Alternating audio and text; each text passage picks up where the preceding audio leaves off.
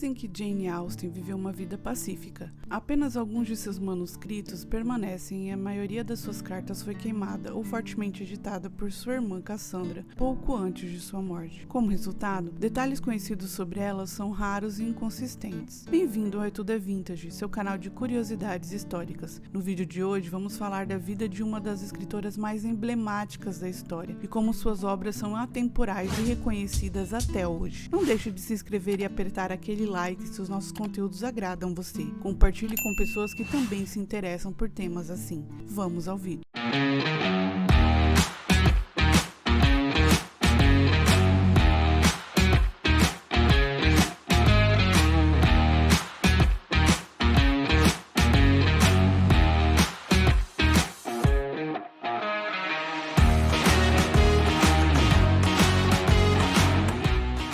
Das cartas e conhecidos restantes, pode-se interferir que ela é uma mulher alta, espirituosa, inteligente e perceptiva. As memórias da família de Austen a pintam de uma maneira suave, quase sagrada, mas os críticos que estudam seus livros e os restos de suas cartas acreditam que ela tem mais discernimento do que sua família imaginava. Jane Austen nasceu em Steventon, Hampshire, em 16 de dezembro de 1775 e cresceu em uma família muito unida. Ela é a sétima de 8 filhos, com 6 irmãos e uma irmã. Seus pais, George Austen e Cassandra Lee, se casaram em 1764. Seu pai era órfão, mas com a ajuda de um tio rico, ele foi para a escola e foi ordenado na Igreja da Inglaterra. Posteriormente, seu status social foi elevado o suficiente para fornecer a Cassandra um oponente digno, e o status social de sua família era bastante alto. Em 1765, eles se mudaram para Steventon, uma vila do norte Hampshire, cerca de 100 quilômetros a sudoeste de Londres, onde seu pai foi nomeado diretor. Assim como seu pai, os 2 irmãos mais velhos de Austen, James e Henry, foram ordenados e passaram a maior parte do tempo na Igreja da Inglaterra. De todos os seus irmãos, Austen é a mais próxima de Henry. Ele atuou como seu agente e, após sua morte, como seu biógrafo. George, o segundo filho,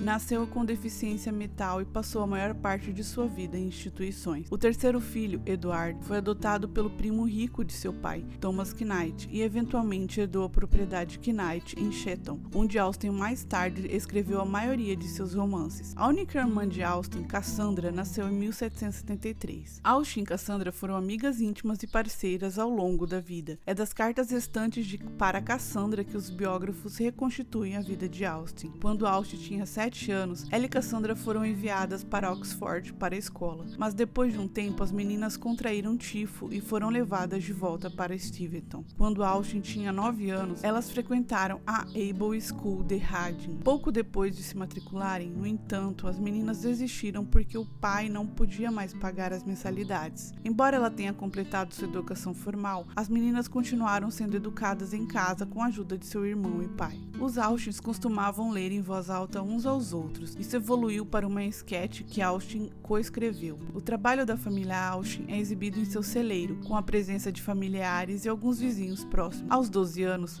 Austen começou a escrever para si e para sua família. Escreveu paródias de poesia popular e vários romances dramáticos da época, como History of England e Love and Friendship. Ela então os compilou e os nomeou Volume 1, Volume 2 e Volume 3. Dizem que Austen se parece com seu irmão Henry, com olhos castanhos brilhantes e cabelos cacheados, e ela sempre usava um chapéu. Ela chamou a atenção de um jovem cavalheiro irlandês chamado Tom Lefroy. Infelizmente, as situações de Lefroy exigia que ele se casasse por dinheiro. Mais tarde, ele se casou com uma herdeira e se tornou uma figura política irlandesa proeminente. Em 1795, aos 20 anos, Austen entrou em uma fase prolífica, escrevendo o que ficaria conhecido como a primeira trilogia. Impulsionada por cada vez mais socialização e flerte, ela começou a escrever Eleanor e Marianne, um romance de cartas que acabaria sendo reescrito e renomeado Razão e Sensibilidade. No ano seguinte, ela escreveu First Impression, que foi rejeitada pela editora em 1797. Essa é a primeira edição de Orgulho e Preconceito. Em 1798, ela começou a escrever outro romance chamado Susan, que mais tarde evoluiu para Northanger Abbey.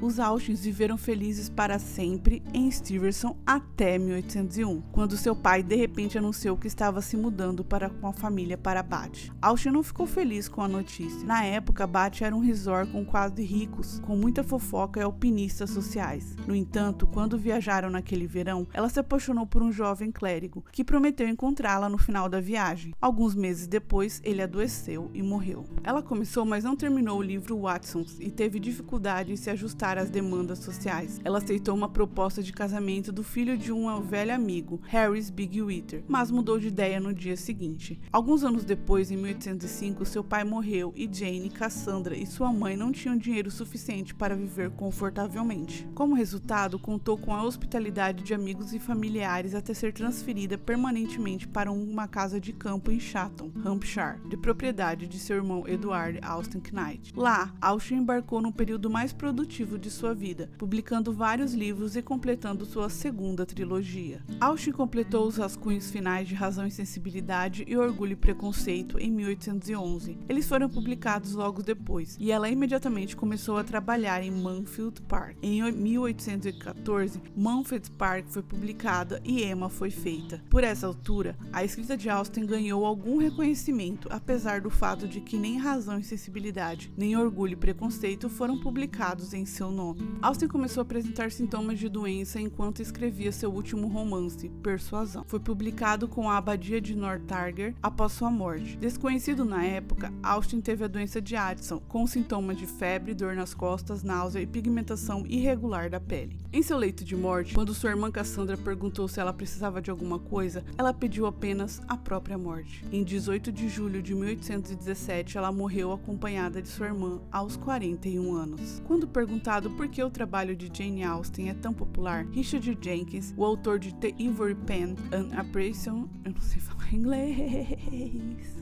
The Ivory Pen, An Appreciation of Jane Austen, e descendente do irmão de Austen, disse: "Eu acho que ela é popular porque ela é moderna. Eu acho que a popularidade dela é sobre representar um mundo que, no mais importante, nós conhecemos. Apesar de viver em um mundo que parece remoto no tempo e no lugar, os personagens de Jane Austen têm experiências e emoções familiares. Eles julgam as pessoas pela aparência, envergonham seus pais, flertam e se apaixonam. Seus personagens enfrentam restrições sociais que podem se traduzir em qualquer cenário, desde o ensino médio da Califórnia em Ignorance até o romance interracial em Bride and Prejudice. O sucesso de crítica e comercial de inúmeras adaptações recentes para cinema e televisão dos romances de Jane Austen, incluindo 9 em Orgulho e Preconceito, atestam seu apelo atemporal e universal. No entanto, eles não conseguiram capturar adequadamente o gênio de sua escrita. Ela é uma grande escritora, espirituosa e uma excelente satírica." A decolagem do trabalho de Austen, como O Diário de Bridget Jones, de Ellie Fielding e O Ignorante, foi um grande sucesso. Várias sequências de Orgulho e Preconceito foram escritas, como Lady Catherine's Necklace, de John Hawking, Mr. Doughty Darcy, de Elizabeth Aston, e Pemberley, or Emma Tennant, a sequência de Orgulho e Preconceito. Outros romances, como Jane Austen Book Club, de Karen Joy Fowler, e Vanity and Annoyance, o Novel of Pride and Prejudice, de Kate Fenton, usam personagens ou enredos de Austen como cenário contemporâneos. Em O Olho da História, Eudora Welty escreve que os romances de Austen resistem ao teste do tempo porque eles não pertencem ao mundo exterior, mas ao interior, à mente e ao coração, algo que acontece para sempre. Talvez por essas razões o trabalho de Austen continue a nos fascinar, entreter e inspirar. Eu espero que você tenha gostado do vídeo de hoje. Não esqueça de deixar o seu like. Nos vemos no próximo vídeo. Até mais!